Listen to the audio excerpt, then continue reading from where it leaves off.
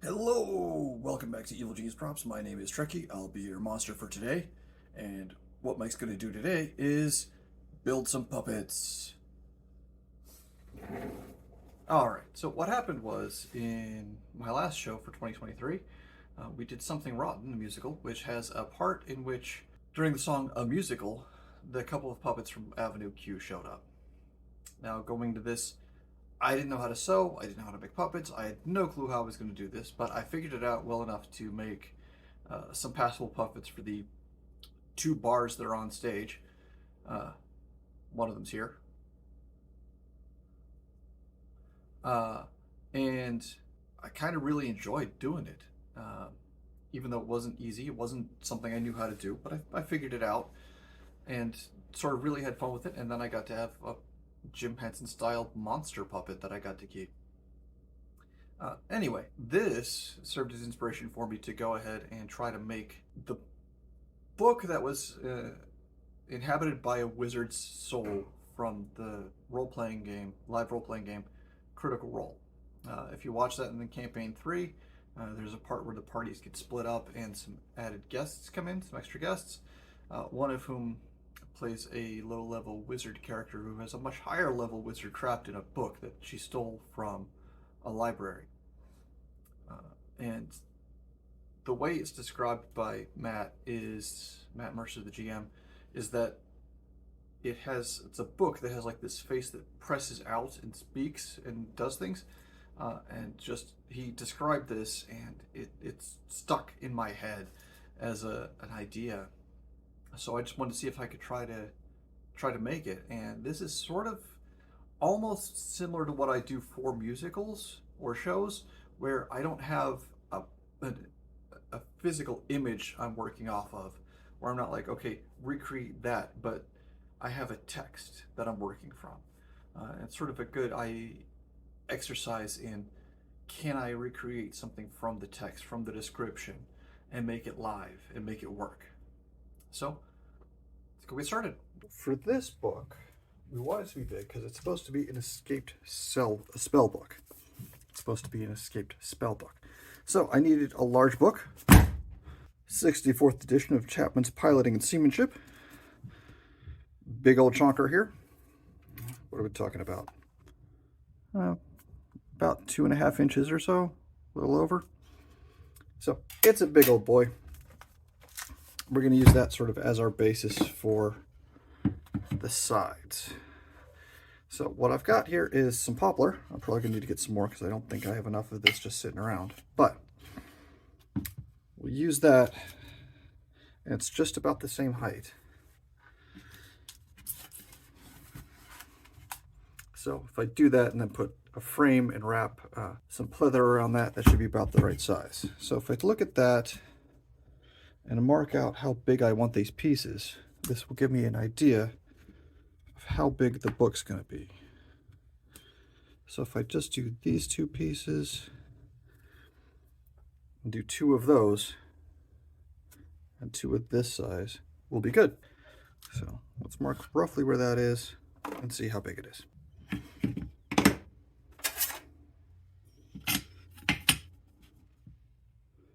So if we make that to be 11 inches, do I have 11 going the other way? I do.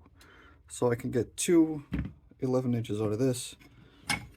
How big is this one? That's the wrong way. I'll call that about 8 1/4. So if I do find another piece this size, cut this to 11 inches, we'll be good to go. That'll be the frame, and then this will actually be able to hold the puppet within it, inside that frame, to have it come out. So we'll mark this off and then make some cuts.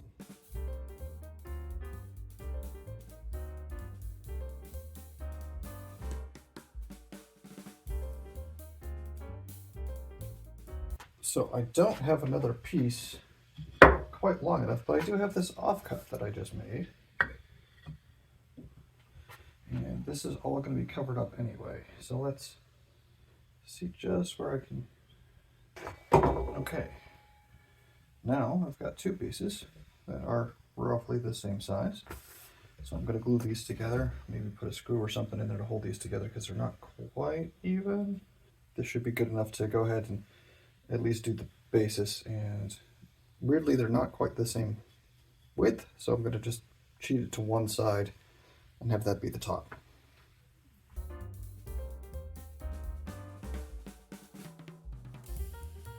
Alright, I glue those up just to get them started here. I'm probably also going to put a couple of screws in here because these are just butt joints and obviously aren't the best, but they'll work for right now. And this isn't going to be holding anything major, just needs to be big enough to have a bit of a puppet in there. So we'll let that dry, and then next I'll put some screws in through there just to help hold everything together. So what I'm going to do is take some 1/8-inch plywood, and we're going to cut this down and put it around the frame I made earlier, just to fill out sort of to be the book cover, and then attach the stretch pleather to that. So we're going to take these and we'll cut them down here in a minute, but we want to just get them laid out to see exactly how far out we need to cut them. So I want to cut, this is going to be the spine.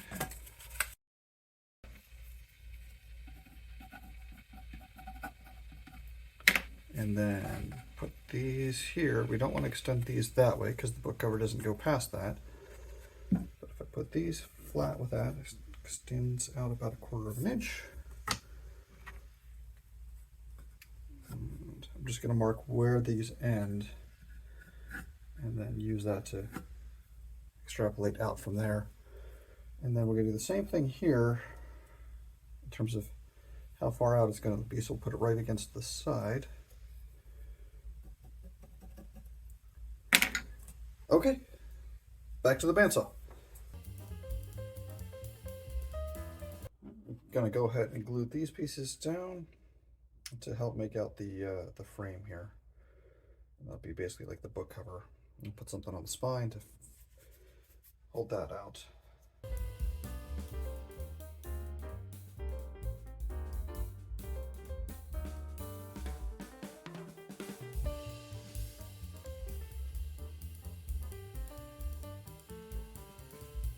All right, so there's our frame glued up. We're going to cover this over with pleather, and hopefully be able to stretch the puppet through the middle. That's gluing up. Let's work on making the mouth. And I'm just going to use one of these guys. It's a bendable shape maker. It's not the smoothest thing.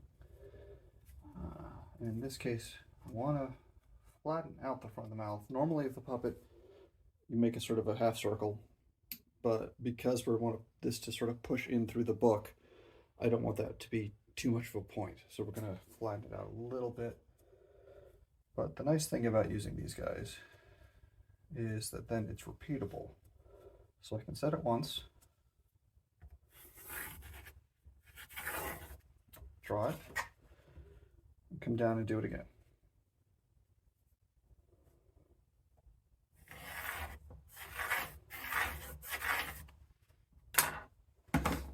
And then just take that back over to the bandsaw and cut those out. Saved you the trouble of listening to the bandsaw, but there's our mouth. And what we're going to do is put some tape on the back to hold those in place. And then we'll put some sort of strap, perhaps elastic. Just this duct tape will work really well as a hinge. Considering we're going to put, this won't be the only thing holding this in place, but we'll use that for our hinge. And that's just your puppet mouth. And we'll put straps, I think, on the underside to help work. But there's our mouth. Last time I made some puppets, I used some green open cell foam and basically made a skull for them, like these. And that worked great for those kind of puppets, where we're going to cover the skull with fabric. But for this kind, where we want that to push sort of through and actually like create the face on the other side, I'm going to go with something a little thicker. I'm going to go with some EVA foam. These are just some scrap pieces I had. Probably enough to be able to make like lips, nose. The description has his eyes sort of closed, like so squinted that you can't actually see. So it's sort of maybe do cheeks and like hollows for the eyes, and then maybe with some foam clay make sort of the eyes look, but then have that push against the pleather there. So we use this and make sort of basically the interior of the face around our little mouthpieces here, and go from there. So I've got some half round EVA that I bought, and we're going to first cut this to length this way, and then I'm going to split it in half to serve as sort of the lips. Just because we're coming in through another material, I want those to be maybe bigger than I would normally.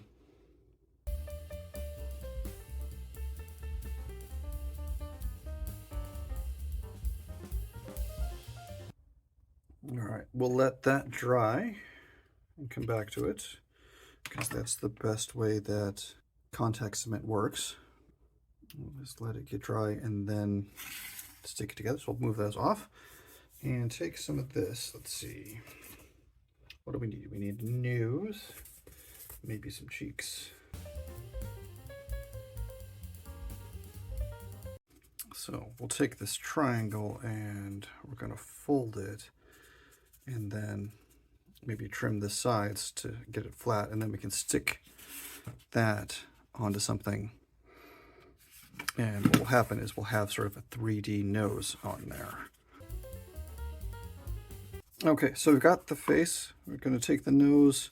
It's not gluing together very well, but I'm going to smooth out the edges here so that I can apply it to the face plate and sort of have it be angled, but have that be flat. So one of those fun times where there's a whole lot of black dust about to be coming out. Take off the watch. Let's go.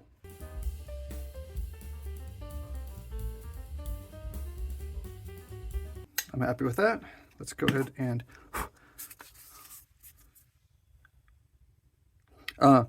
clear that off, and then apply some more stinky glue.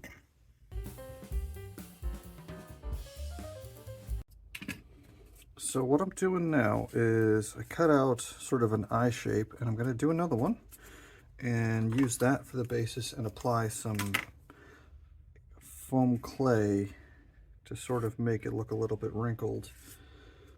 So this isn't going to be the final eye shape, but this will be sort of enough, and then smooth it out on top with some foam clay to make it look more like the sort of the squinted eyes.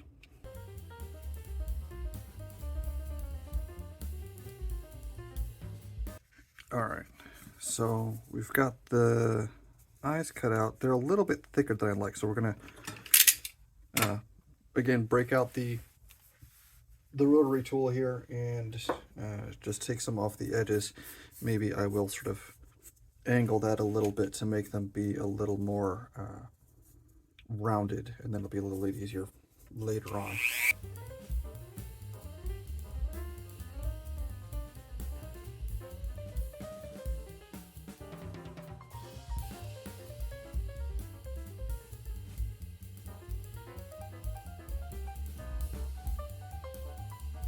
All right, so I went ahead, and the way this was coming out, just went ahead and cut the slits for the eyes.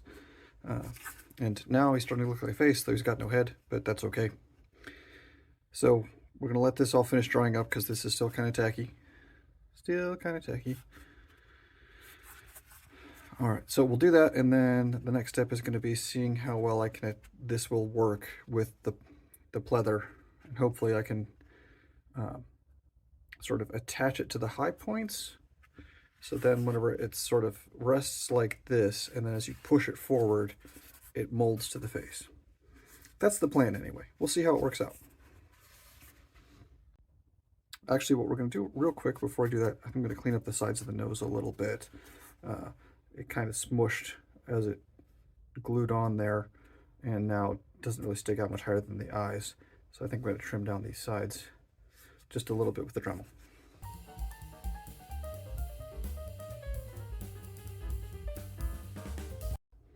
All right, that looks a little better. That makes it, we'll see how this works with the pleather.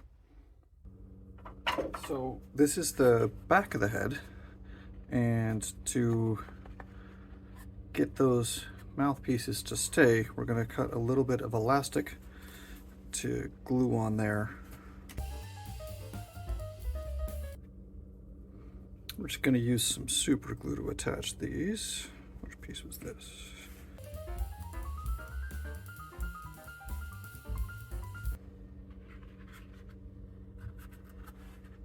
And now, it's so much easier to talk.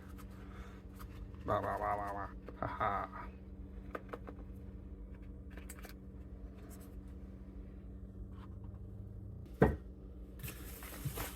Put down some 4-way stretch pleather. And I went to buy it and basically took all that they had left. So I actually got it at a discounted rate. So take that and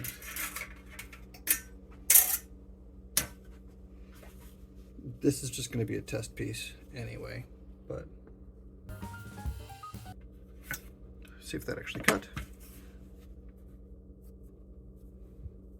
It did not. I'll try it again. Then when it doesn't work again, I'll get scissors. Yep, we'll get some scissors. And then just to test things out, what we're going to do is clamp these onto here just to see if the face part works. Try to pull it taut here. Okay, it's not working too badly. Just do this a little bit at a time, just stretching it out. I don't want it to be too taut because I want it to stretch when the face comes up from underneath. So for right now, the glue's still drying on the face, but we'll come back in a little bit and see how that works out. So there's our box, and this is the top part, but I think I'm actually going to go ahead and do this on the bottom as well. So I'm going to cut out these pieces of thin ply and put them along the back to be our back cover. The other thing I need to do is take this squared edge, and this is our sample piece.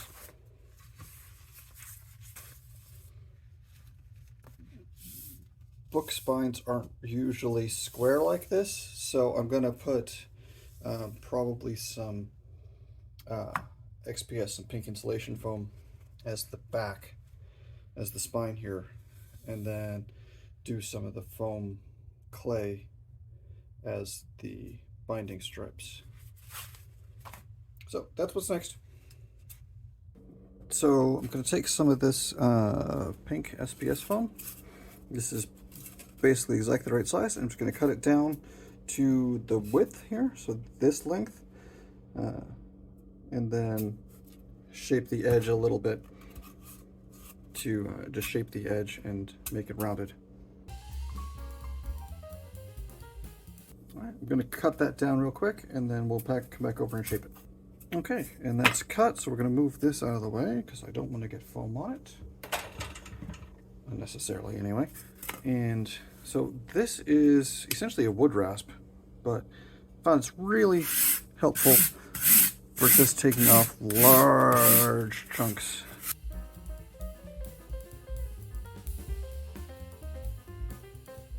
All right, since this is going to just be on the back and just going to be on the back over here, we don't need it to be perfect because it's going to be covered up with the vinyl. We just need it to have a little bit of that rounded shape. So that's good. We're going to go ahead and this has to finish drying, and then we'll be good to go with the next steps, which is going to be some more of the wrapping the whole thing in the pleather. So what we're going to do is, I noticed, did a little bit of testing with this guy on the stretch pleather. I mean, it's not actually stretched tight yet, so it's not completely accurate, but we're going to go ahead and maybe work a little bit more on the eyes and fill those out. So I'm going to use some of this foam clay, and I think what I'm going to do is give him not quite an eyebrow, but more of an eye socket, so the eyes sort of pop out a little bit more. And just going to roll this just like you would with your Play-Doh when you were a kid, or if you're, you know, me last week.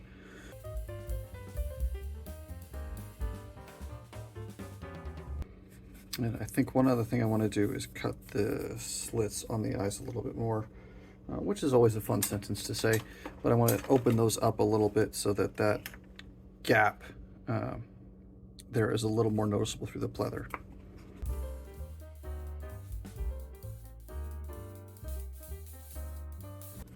Okay, that makes that a little bit, that gap a little bit bigger, while still looking like sort of just squinted eyes as the description was.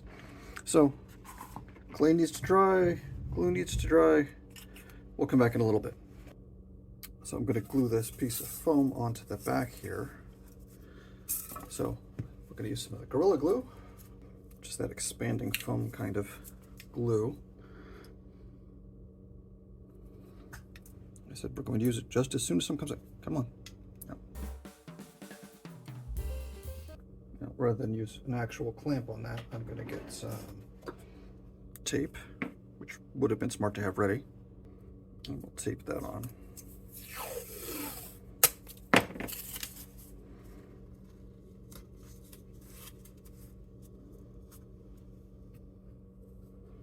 I don't want to use a regular clamp because it will compress the foam. And because the Gorilla Glue is expanding, it will fill in that part anyway, so I don't need it to be as tight. I just need to sort of stay on there. Now we just need everything to dry.